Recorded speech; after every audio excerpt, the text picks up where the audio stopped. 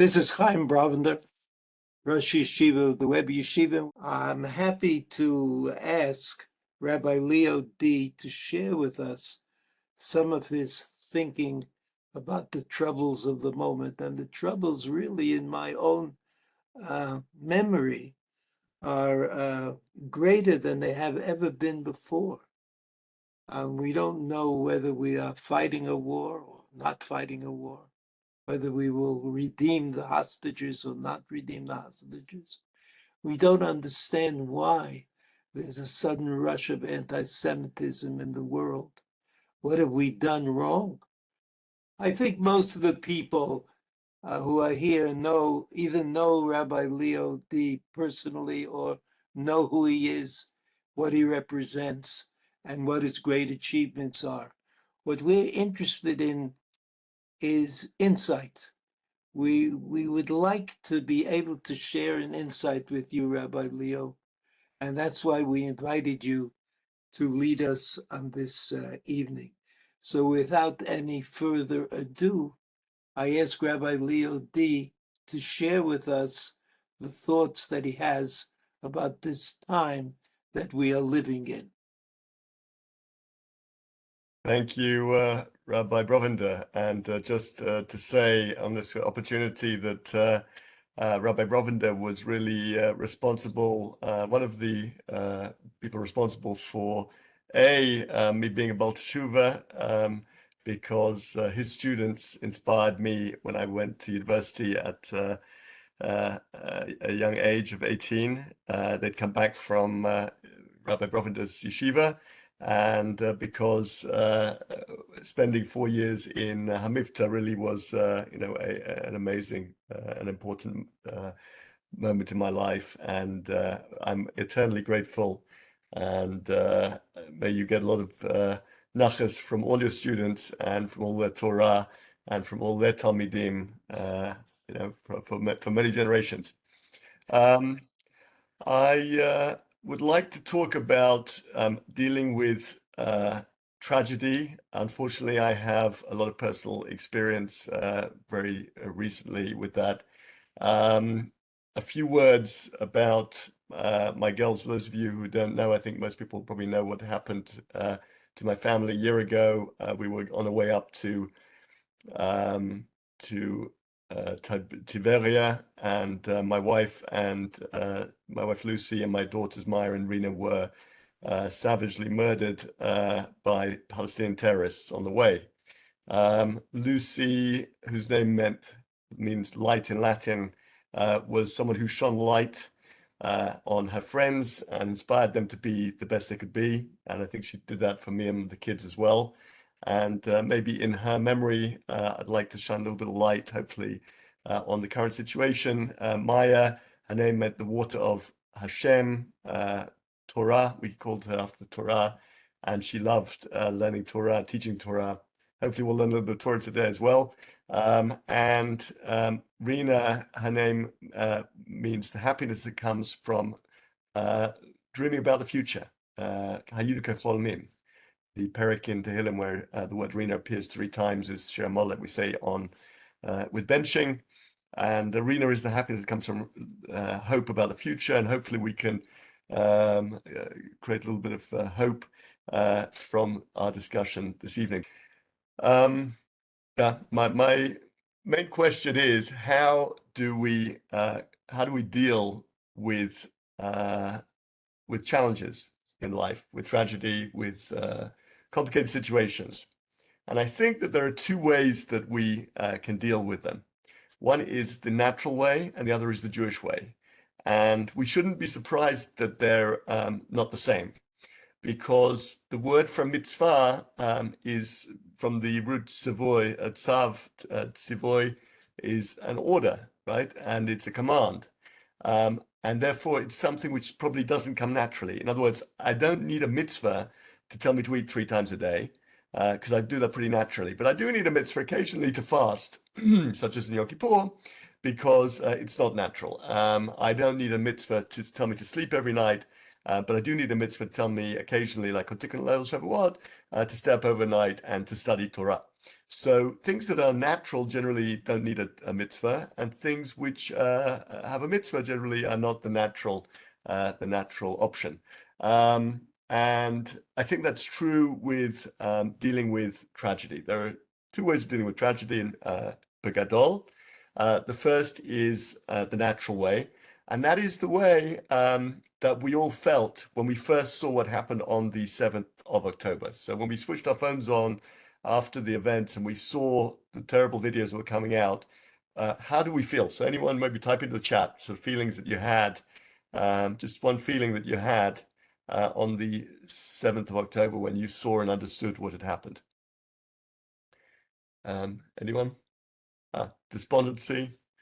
Wow. Somebody said, I lost my friend. That's pain, suffering.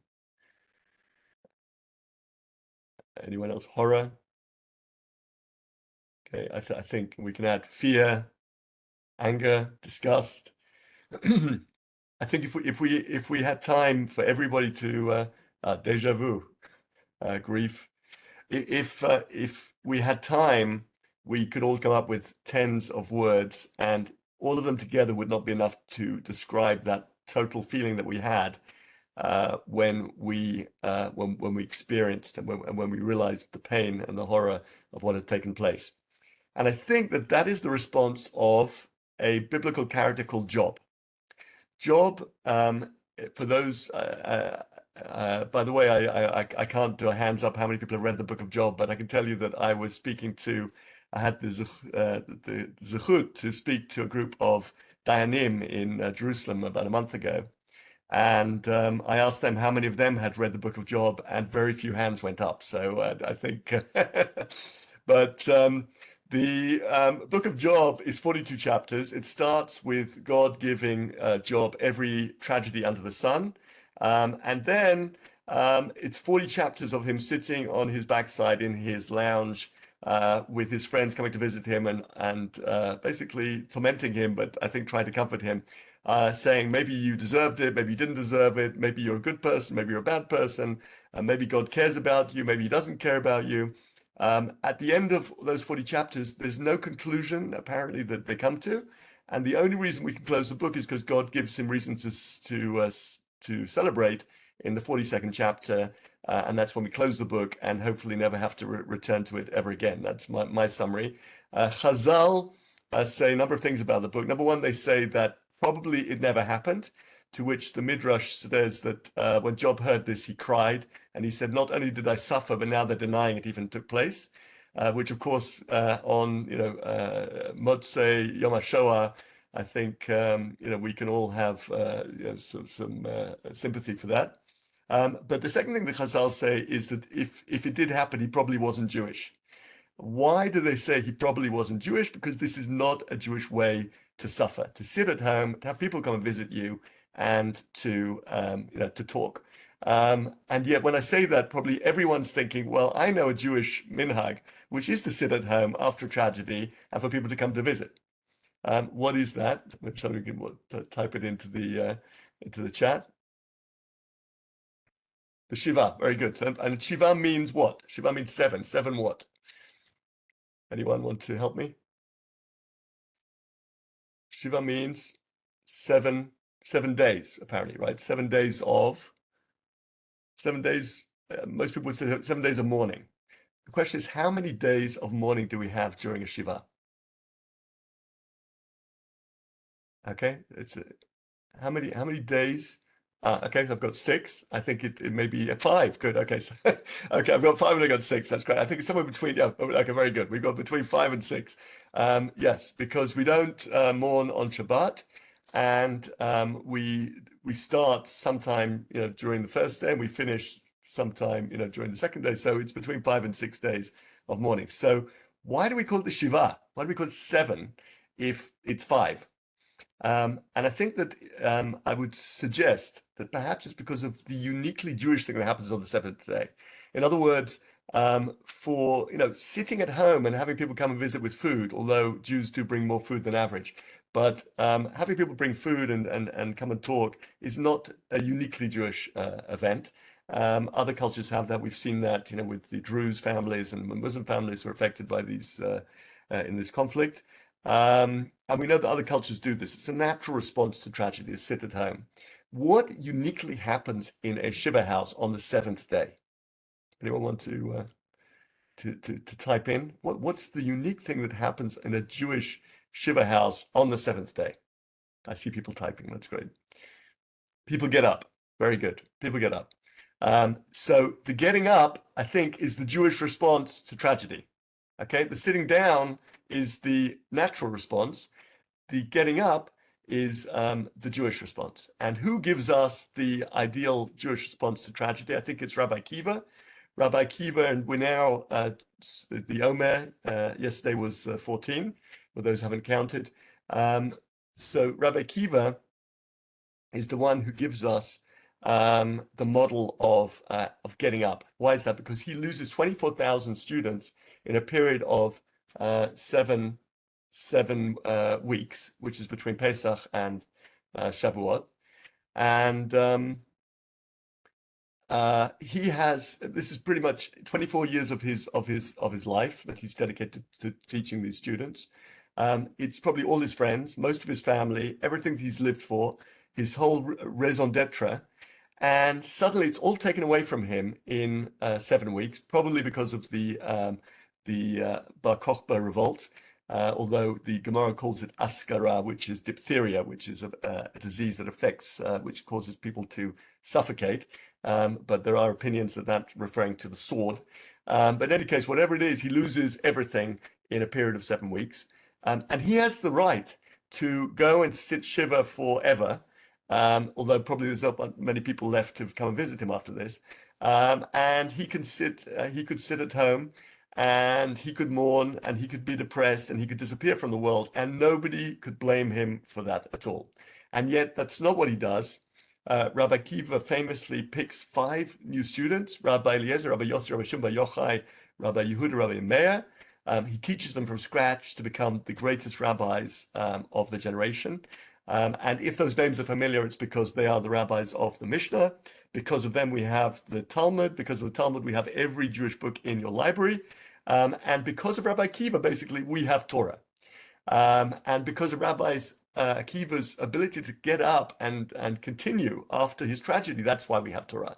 And I think it's interesting that, at the end of the Omer, we're going to have Shavuot, which is the celebration of Torah. So the end of this period of him losing 24,000 students, that's when we celebrate the Torah, because actually, in a strange way, Rabbi Akiva turned the whole thing around. Instead of being the greatest disaster for Torah and the end of Torah, God forbid, it became the beginning of a whole new type of Torah, which is what sustains us to this day. So really, Rabbi Akiva and the Omer period, even though it's a period of mourning, it has is really what gives us Torah that we're able to study today. So the question is, how did Rabbi Akiva know that this was the right response to tragedy?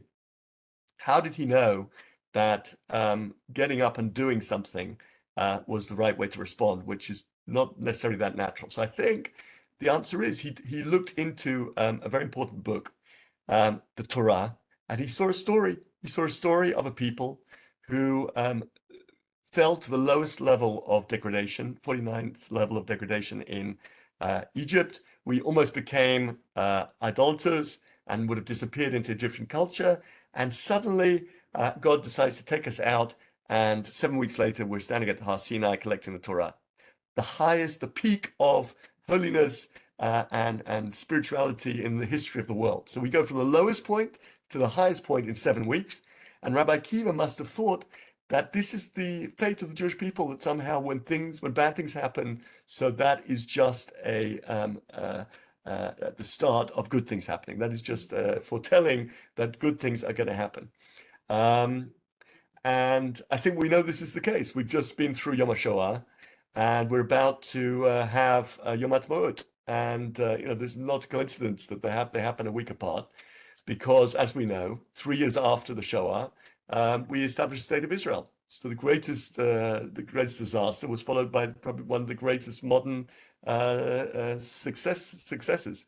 And then we remember 1967, where tens of thousands of graves were dug all over Israel. And then after 6 days, we ended up taking back Jerusalem and Yehuda and Shomron. So we see that this is the method of history for the Jewish people. By the way, the Kuzari says this is also the way of nature. We plant a seed. If we were able to look at it under a microscope, under the soil, we'd see that it completely decays. It looks like it's completely dead. And then the last minute, before we completely have given up hope, a little tiny bit of green will appear from the kernel and grow into a mighty tree that could last 3,500 years. By the way, just an aside, so the trees that last 3,500 years, of course, are the sequoia trees in California that I had the fortune to visit as a kid. I think that the oldest trees last 3,500 years, which I find fascinating from a sort of Jewish perspective. And I had a beautiful idea from Rabbi Y.Y. Jacobson about this. He said that scientists wanted to understand why it was that these trees could last longer than any other trees. And they assumed that perhaps the roots were very, very deep. Because, of course, if you have a year or two without water, without rain, then they'd die. So how in 3,500 years could they survive? So they did an investigation. They found that the roots were not really that deep. They were only about a meter or two deep. So they were stunned. And then they discovered something very interesting, that the roots were horizontal, were very wide, and they connected with one another. So when you have the forest of sequoia trees, even though it looks like 1,000 trees, in fact, it's really one organism with all their roots connected. And what that means is that if there's water in one part of the forest, but not in the other, they can move the water across from one to the other, and that's how they last 3,500 years. And I think it's a beautiful model for Achdut of the Jewish people, that, how do we survive over 3,500 years? Because we spread our roots across ways, not just deeply, not just up, but across to each other. And we've seen that in this current conflict, how the Jewish people have spread our roots and connected to each other. And I think that is what has sustained us and will continue to sustain us, please God, in the coming year and future. Any case, so Rabbi Akiva had this tremendous hope, and I say hope and not optimism, because Rabbi Sachs, as Atzal used to say, that there's a difference between hope and optimism. Optimism is believing that things will get better, and hope is doing something to make them better. So Rabbi Akiva was full of hope. He did something to make things better. And I think that now moving to our current situation, we just experienced on the 7th of October the worst attack on Israeli soil, I think, ever, and the greatest disaster to the Jewish people since the Holocaust, perhaps in itself even more violent in many aspects than the Holocaust itself. It was worse than 1973, 1967, 1948. And it really was a new level of horror for us, but actually for mankind. And we know for sure, based on Jewish history and based on this philosophy of Rabbi Akiva, that if we suffered this much on October the 7th, that we must be heading for a pretty huge step forward in terms of Geula. And if we had any doubts about that, then God's fingerprints are on this in every possible way. First of all, it happened on Simchat Torah, when we opened the Torah afresh and we read about B'riyat Olam, the creation of the world. And God was telling us on October the 7th, you are starting a new world. And every Jew in Israel feels, I think, that we are in a new world, a different world to the one we were in before. Jews in America and Britain and Europe that I met agree that things have changed dramatically, that we're in a new world. And even non-Jews, I was speaking to a Christian Zionist today, they understand completely that the world has changed forever on October the 7th. So the world changed, and this is a good thing. First, that it's changed, but it's a good thing that we know that it's changed. As it says in Pirkei Avot, that it wasn't just that God gave us the Torah, but he actually told us that he gave us the Torah. So, so not that just Hashem changed the world, but he actually told us he changed the world because he didn't on Simchat Torah. When our tragedy happened, I turned to my kids after the Shloshim, 30 days of mourning, and I said to them, we've had 30 days of suffering, of tears, and of pain. We're now starting a new world. It's world number 2. World number 1, we had 2 parents and 5 children. We now have 1 parent and 3 children. It will be a happy world. It will be a good world with memories of world number 1, but we are starting something completely different and not comparable to where we started. And I think that, in a sense, was some sort of comfort, and Hashem is giving us some sort of comfort by telling us this is a new world. In the Torah, the first 2 words of Hashem are Vayahi Or, and is that the light of the sun, right? Let there be light, God says on day 1. Is that the light of the sun? I don't think so, and I think I'm waiting for your answers, but no, because the sun is created on day 4. So when God says, let there be light, which is a very odd thing to say, really, before the sun exists, it seems to be, so there's not a lot of the Mefarshim, he's talking about a light of truth, the light of truth that's shining on good and bad. In fact, then God says, and it was good. He's able to say it's good because there's light on good and bad, that you can see the difference between good and evil. The light of good and evil was shining on the Sunday morning after Simchat Torah on the 8th of October. And we saw evil, pure evil, marching down the streets of London, New York, and Paris with flags saying, I am evil, shouting death to the Jews. And that has continued. And I noticed somebody put a comment just now saying that the world has changed terribly and so forth. I actually think, and I want you to think about this, I want to state it differently. Clearly, there are terrible things happening in the world, but there were always terrible things happening in the world. The difference now is that we can see it. And the fact that we can see it is a bracha. In other words, the truth now is revealed much more than it was before the 7th of October. It's not that any of these people with these banners and screaming death to the Jews actually suddenly had a new idea. These ideas existed when I was a student, probably when you were students, and amongst our neighbors when we were back in the old world. It's just that they wouldn't say it that publicly. Now they've got this platform and they're able to say it. And actually, Baruch Hashem, that we can see it and people can see it. And I'm going to America, please God, next week. And I plan to speak to a number of communities about this and to try and see how they're relating to this challenge. But maybe there's opportunities that come from this new understanding of the reality, right? So I don't think that one can say, so you say that there's a lot of suffering. Somebody's made a comment, you're absolutely right, there's a lot of suffering, but sometimes the truth hurts, but usually the truth is generally a tikkun at the end of the day. It's a way that we can bring positive change to the world. So the Hashem basically illuminated the world from this Simchat Torah and shone the light of truth.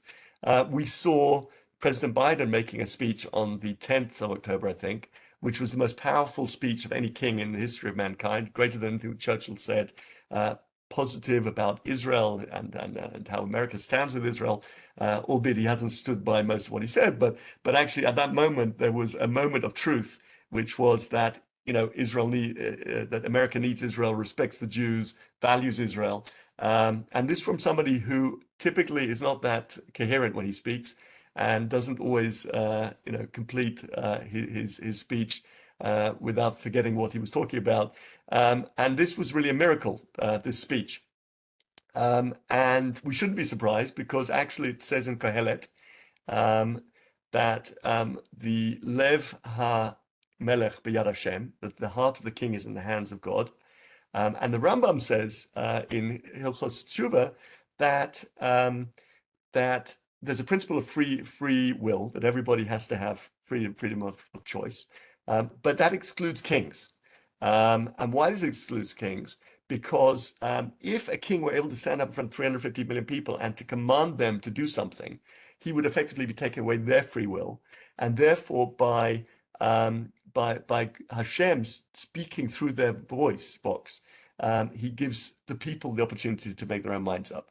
And so we see this, of course, with Paro, and we see this with Biden. Not that I'm necessarily comparing them, but I think that from the perspective of that posuk and of the Rambam, there is a connection there. And if you have any doubt that that was what was happening, that Hashem was speaking through his mouth, about 2-3 months ago, when Bibi first said he wants to attack Rafah, if you go back to videos of Biden that week, in fact, for 2 weeks, he couldn't speak. He was like had complete dementia, and every time he tried to say Gaza, he said Ukraine. And they basically wheeled him off the television for a couple of weeks so that he wouldn't actually embarrass anyone. And that enabled, I think, the Israelis to make quite a good headway into the current situation in Rafah. And so I think that you can see Hashem playing with kings as we speak. And if you have any doubts that that's what's happening, I want to show you a couple of little videos. So this, of course, is familiar. We've all seen this. At Harvard, does calling for the genocide of Jews violate Harvard's rules of bullying and harassment, yes or no? It can be, depending on the context. What's the context? Targeted as an individual, at an individual. It's targeted at Jewish students, Jewish individuals. Do you understand your testimony is dehumanizing them? Do you understand that? So this, of course, is another moment of truth that we've seen in the last few months, something we've never seen before. 3 university principals standing in front of Congress, being asked whether calling for genocide of Jews is against the policy, and answering basically no, it depends on context. But can you hear me? But if it's true that these three principles understand the concept of context so well, why did they not understand the context? They were on live television on a clip now that's been seen by over 1 billion people, and they were likely to lose their jobs, which 2 of them did. So this again is a moment of emet, it's of truth. It's not normal. It's not something that we ever saw in the past, and I think it's a tremendous, it's something which is happening in our new world, which we didn't have in our old world. Let me show you another video that you might have seen. Another moment of truth that we saw. Okay, so if you can read this, this was a Turkish MP, Hassan Bismet, calling for the wrath of Allah on Israel in the Turkish parliament, and we all know what happened to him.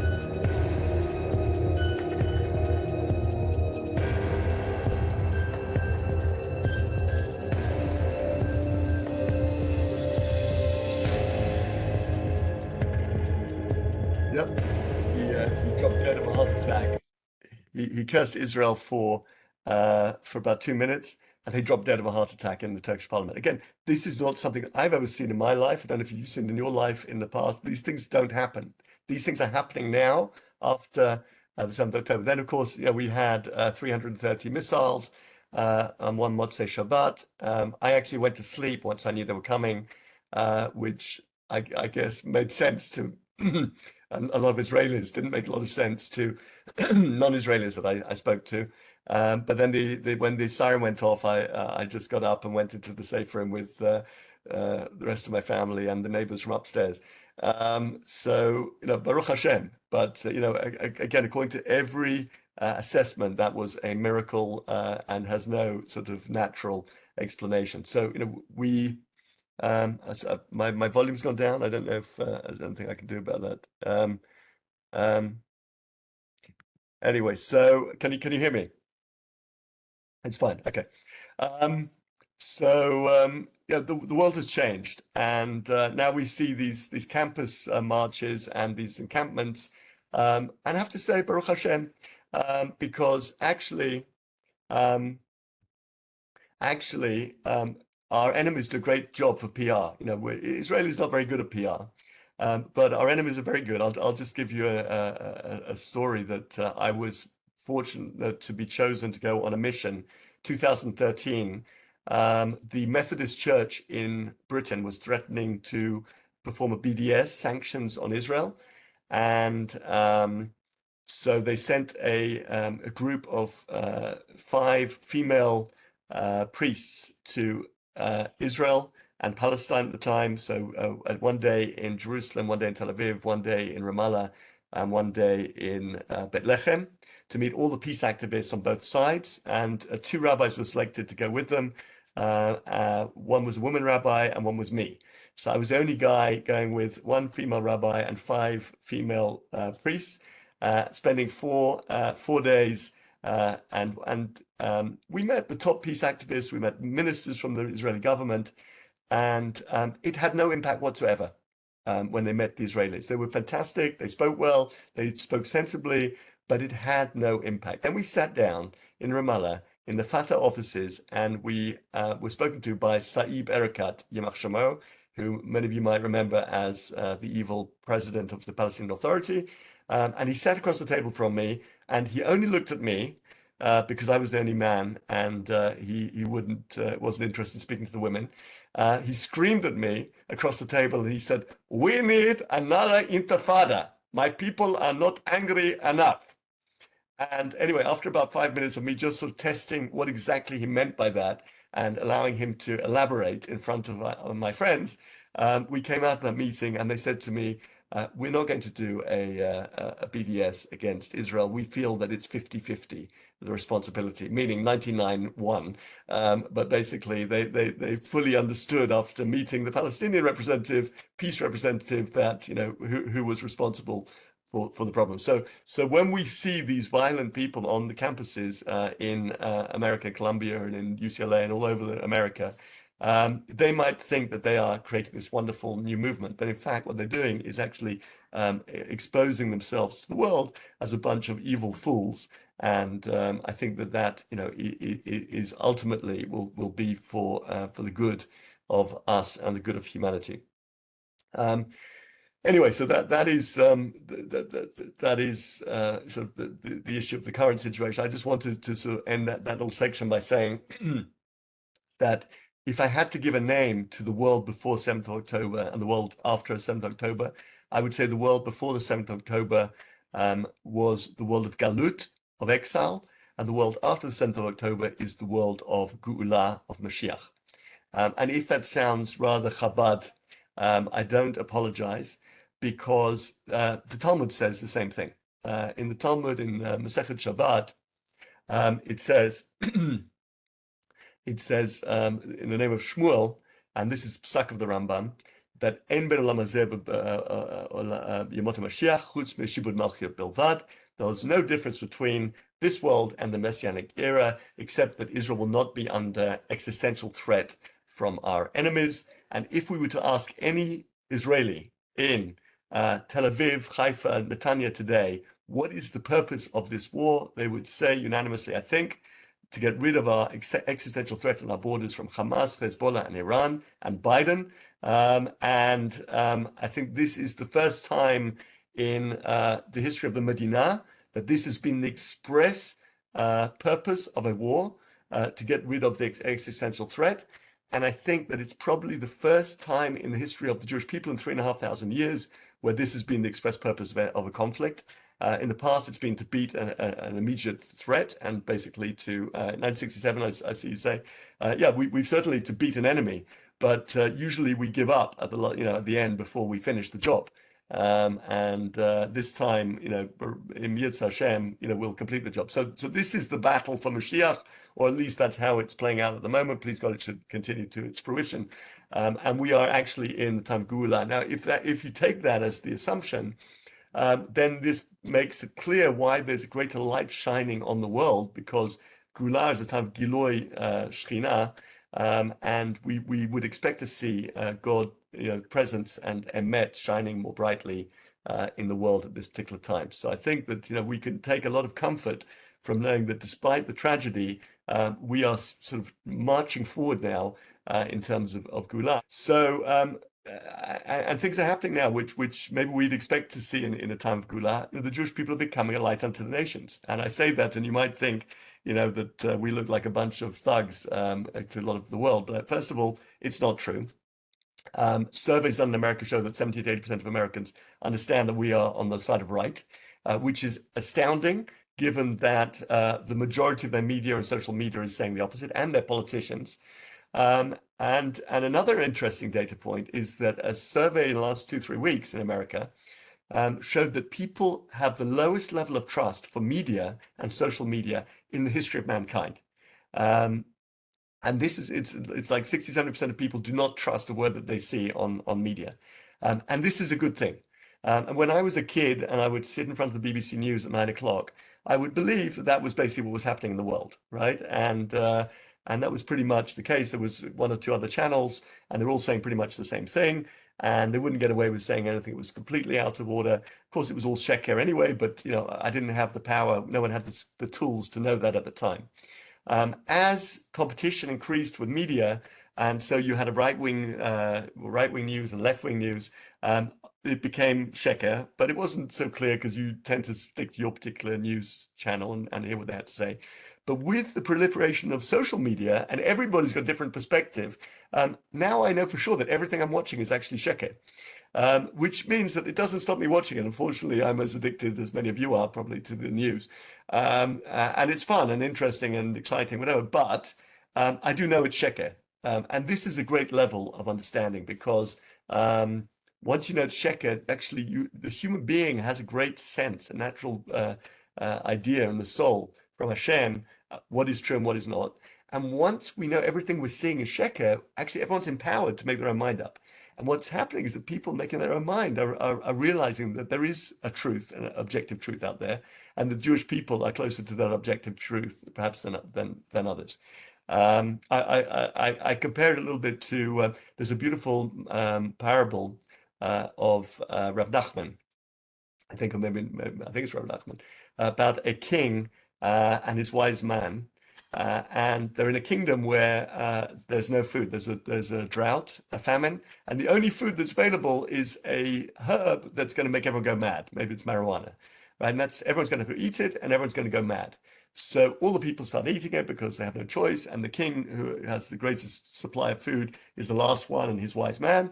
He turns to the wise man and says, "What can I do?" And the wise man says, "We have no choice. We have to eat the herb." But you'll make a black circle on your forehead, and I'll paint a black circle on my forehead. And when we turn to each other and we look at each other, we'll remember that we're mad.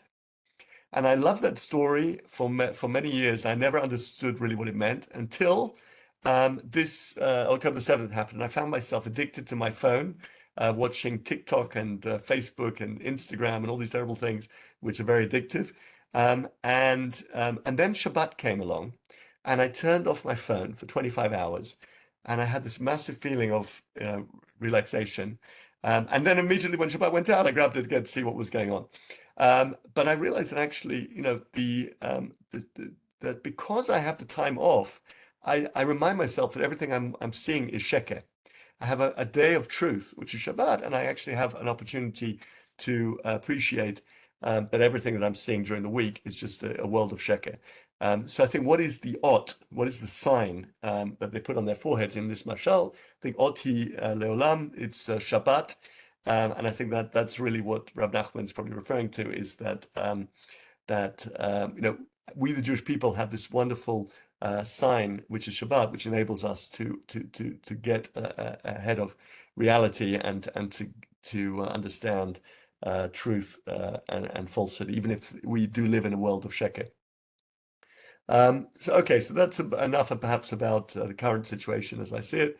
I'm just looking through the questions, but anyone has any questions, please throw them in. I'll talk a little bit about what's helped me over the past year. I think one of the great things that's helped is just coming to an understanding of what the purpose of Avelut is for, mourning. It's something which I don't know, maybe other people who've been through Avelut had someone to explain to them what they're doing. I mean, not so much the how. The how is readily available, but the why. I can understand. I'm sitting at home and people are coming to visit me. That's very comforting. Then I have 30 days I don't shave, and then I have like a year I don't go to parties. But why? What am I trying to achieve? What is my destination? And I figured for me, the destination over the period of mourning was really to remember Lucy, Maya, and Rena as much as I can, maybe almost all the time, or every hour. I don't know exactly how often I think about them. But there's a problem. Maybe even greater problem when a tragedy like this happens, which is that when you remember them, you cry. It's painful. It's painful to remember them. So if it continues to be painful to remember them, then the human being has a natural way of basically avoiding pain. And therefore, you get distracted by other activities and you create all different types of distractions in order not to have to think about them at all. And that's not good, because then you're not remembering them at all. You're just pretending and being busy with other things. So I realized if I'm going to do this job of remembering successfully, I've got to be able to remember them and smile. And that was my objective over the period of mourning, was to find a way that I could remember Lucy, Myra, and Rita and smile. And I think I'm probably not the first. I'm probably, learned from many great people before me, that by engaging in activities and projects in their memory that are meaningful to me, those are things which, and each of which is in their memory. So I have things which I dedicate in my mind to Lucy, and I dedicate to Myra, I dedicate to Rita. As I said, this talk is to all three of them. But that means that now when I remember them, I don't always cry, but sometimes I actually feel a feeling of simcha, happy that I'm actually doing something meaningful because of them, which I probably wouldn't have done, certainly wouldn't have done had this not happened. So that was one realization. Now somebody asked a question here. Okay, let's see what questions you've asked. How to deal with anti-Semitism. Okay, one of the projects which I engaged in, I was trying to help American students, Jewish students, deal with the Free Palestine protest. And I went out a few times to America the last few months, and I'm going out to this again. I really wanted to I spoke to 15 campuses, thousands of Jewish students, and really their idea came out that what we need to do is to march with an American flag, not an Israeli flag, as a counter-protest. Why an American flag and not an Israeli flag? Because the American people need to know that this is not a battle of Jews against Arabs just taking place on the streets of New York. This is a battle of good against evil, evil against the good of America taking place on the streets of New York. And Baruch Hashem, it started to go that way. An American flag was set fire to a couple of weeks ago. That led to a lot of Christian Zionists coming to join the students in Columbia. The frats famously put back up the flag at the university that was replaced with a Palestinian flag and all these things got viral coverage in America, because it's not just Jews who are interested in this story now. It's becoming a much bigger story. And why do I mention this? Because when I spoke to the students, they all said the same thing to me. They asked me, what do I say to my roommate, college mate, course mate who's marching Free Palestine? And I turned to them and I gave them all the same answer. I said, look, in America today, there are 10 million people marching Free Palestine. But in America today, there are 350 million people who are not marching Free Palestine. I said, once you've spoken to every single one of the 350 million, then I want you to go and speak to the 10 million. But until you've spoken to the 350 million, don't waste your time. The 350 million, many of whom support us, as we said, 70 to 80% of them support Israel. Many of them are not sure, and many of them don't care. So our job is to focus on them, ignore the anti-Semites, because there's absolutely no point in talking to an anti-Semite. One of the things that frustrates me is that I constantly see experts saying, they don't understand. A lot of these students don't understand. It's not true. They understand. They understand they hate Jews. Okay, that's the one understanding. As to why they hate Jews, they're rather confused. And actually, because a lot of these people are liberals, they feel that there's something actually wrong about hating Jews. And therefore, they need to have a reason to hate Jews, and therefore to justify it to themselves. So they create a reason. So you then argue with that reason, and you prove to them after 10 weeks of arguing that they're wrong. So they find another reason. And this is exactly what Rabbi Sachs Hatzalah said, that anti-Semitism is a virus that mutates, meaning that people hate Jews, right? Some people hate Jews. Those people will always hate Jews, but strangely enough, they often need an excuse, which is unlike many other hatreds, where you just hate someone and you don't need to justify it. With Jews, people do feel they have to justify it. Okay, what else? any other questions? I'm just looking here. 1 second. How to stay with hope when things look so hard. Okay, so this is another thing that helped me really from my studies in Emunah, and I always credit this to Rabbi Ephraim Goldberg, but there are many other people who inspired me in terms of Emunah, Rabbi Brovender included, obviously. But Rabbi Goldberg said in one of his Emunah shirim just about a month or two before my tragedy, it was the 500th shir on his podcast on Emunah, which I recommend to everybody. It's available on Spotify. And he said, I don't know why I continue this. He said, I keep saying the same thing over and over again. He said, every week I tell you the same thing, which is that if you look at the good and not the bad, you'll be happy. And I remembered that going into Hadassah and Kerem on the Friday, where Lucy was having an operation to remove 2 bullets on that Chol HaMoed Pesach last year. And I tried to get to sleep that Shabbat night, and all I could do was had nightmares of the moment of the attack. And every time I woke up, I realized my reality was worse than my nightmare. And I didn't sleep a moment. And then Motzei Shabbat, I put my head down to sleep. And I remembered this teaching of Rabbi Goldberg. And I thought to myself, okay, I'll think about good things. I thought about Tali and Karen and Yehuda, my remaining kids, and I dreamt about them, and I slept. And I realized very quickly that if I'm going to survive this, I have to be able to look at the good and not the bad.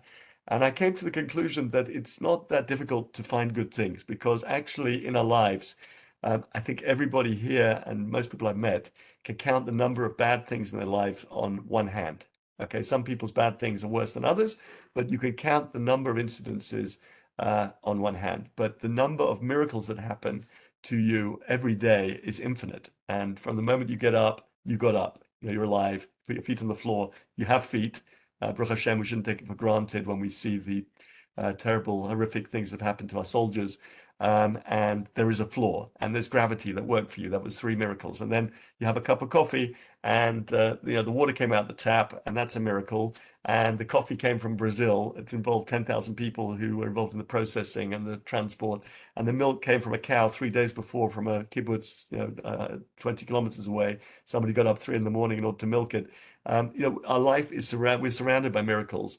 And I think that how to deal with the stress of today is to actually think about some of the good things. Lucy had 3 questions, which I talked about, I think, at the Levaya, which really actually I should attribute to Rabbi Sachs, because I'm pretty sure they were his 3 questions.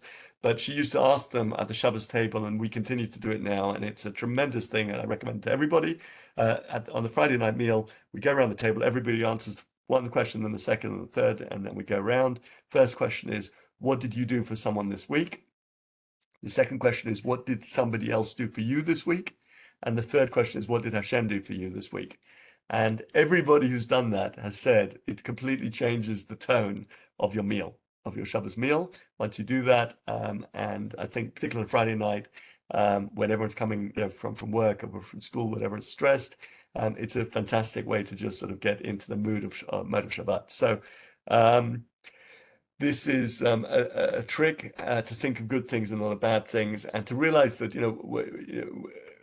we're in the world of sheker. Sheker is shin, kuf, and resh, 3 letters stuck together at the end of the alphabet. Emet is aleph, mem, taf, aleph to taf with mem in the middle, em to met, mother to death. It's when you look at the whole picture. The problem we have with social media and all the sort of news inputs that we have, it's by definition sheker, because it's focusing in on one story. Right? There are billion stories or billions of stories happening every moment. I mean, 8 billion stories happening every instant, right? Around the world. We happen to be focusing on 1 or 2. So those 1 or 2 generally make us feel sad or shocked or upset, because that's how they sell the media. But once we realize and stand back and say that is sheker, it's just, it's entertainment, but it's sheker. I think we can feel very differently about this. Do you think the world could regain stability and peace in the future? Yes, I wanted to talk about this as well. Thank you for that question. Through emulating Israel, I think that Israel is all goyim. I'll give you a practical example. The British Defense Minister, the Secretary of Defense, is called Grant Shapps. He's actually Jewish, and he was actually the head of the Union of Jewish Students. I think 20 or 30 years ago, but he doesn't talk about it. Any case, he went on TV, Motzei Shabbat, about 3 months ago, same time as the head general of NATO in Europe. And they had the same message.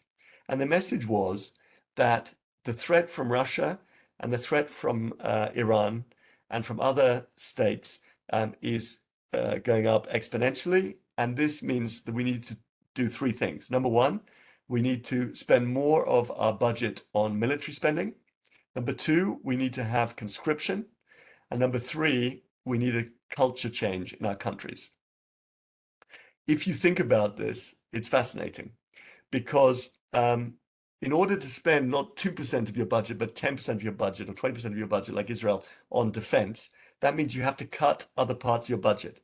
Israel has the most economically effective healthcare and educational systems because we have to, because we're spending all this money on weapons, which means that if a country is going to suddenly ramp up its expenditure on defense, it's going to have to be more like Israel in the way it operates the rest of the country. So effectively, by saying we spend more money on military means we have to be more like Israel. There's only one Western country in the world that has conscription for men and women, and that is Israel. So by saying we're having conscription, it means we need to be more like Israel. And when they said we need a change in culture, they were talking about the fact that Generation Z or Gen Z in Britain, America, and Europe sits on their phones and doesn't do very much, has been mollycoddled from birth, and have not demonstrated that they are capable of doing very much at all. But if you look at Israel, there was an article that you probably read which said the TikTok generation are fighting like lions. We have the bravest, most incredible youth in this country who have get up and go. I see it in Efrat, most incredible kids with the most amazing ethics. The fact that when they called up the reservists in Israel, they expected 60% turnout because 40% had been threatening not to come, and they got 120% turnout because people said, "Why didn't you call me as well?" The culture and the ethics in this country are beyond anywhere else in the world, and everybody, don't kid yourself, every country in the world is looking at us and saying, "How do you do it? How can we turn America, Britain, and Europe into Israel, into a place where the people have get up and go, where the kids are brought up in order to want to volunteer to serve?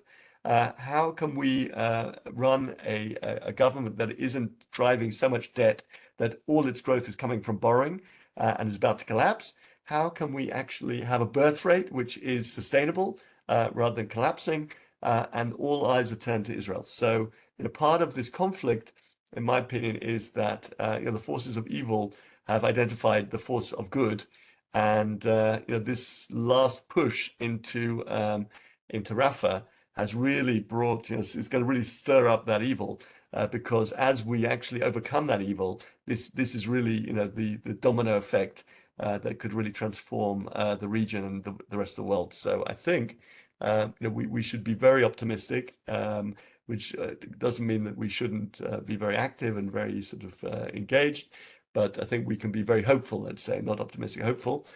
So maybe one more question, and then we'll call it a day. How do we best deal with family who, while generally pro-Israel, now shun us here because it's too personal, difficult for them to deal close up? We're too painful for them to deal with, and we feel bereft, abandoned.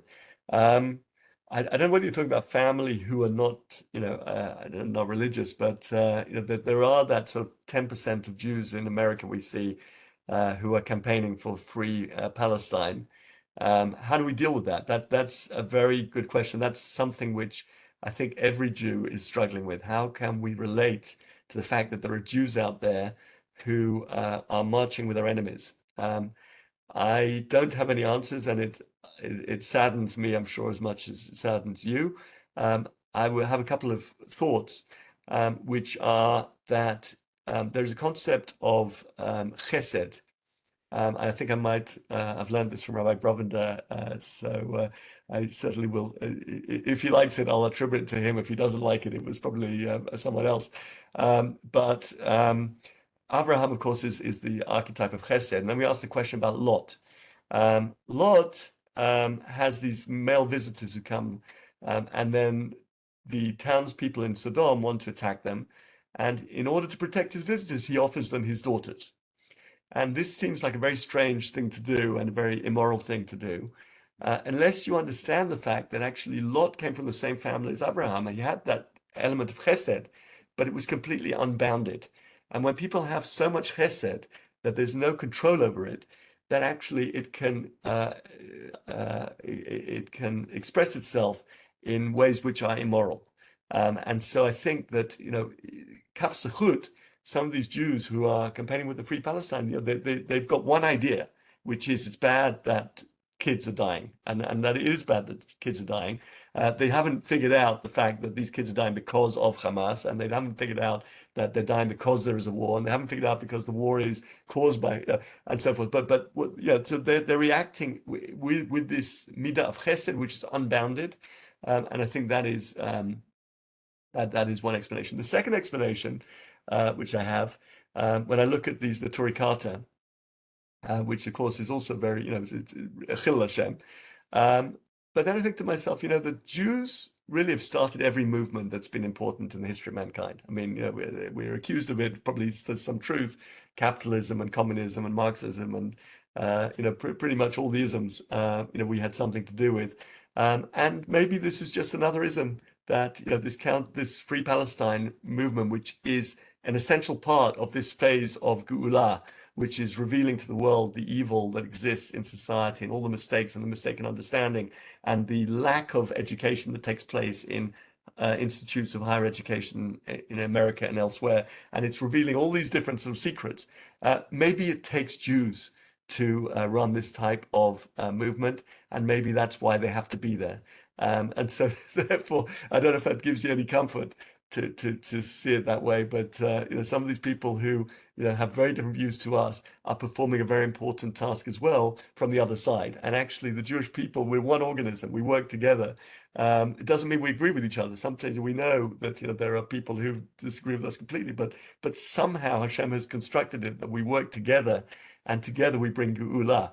And if that means that the other side have to bring up the issues and get us angry in order for us to motivate us, or however the mechanism works, I don't understand it.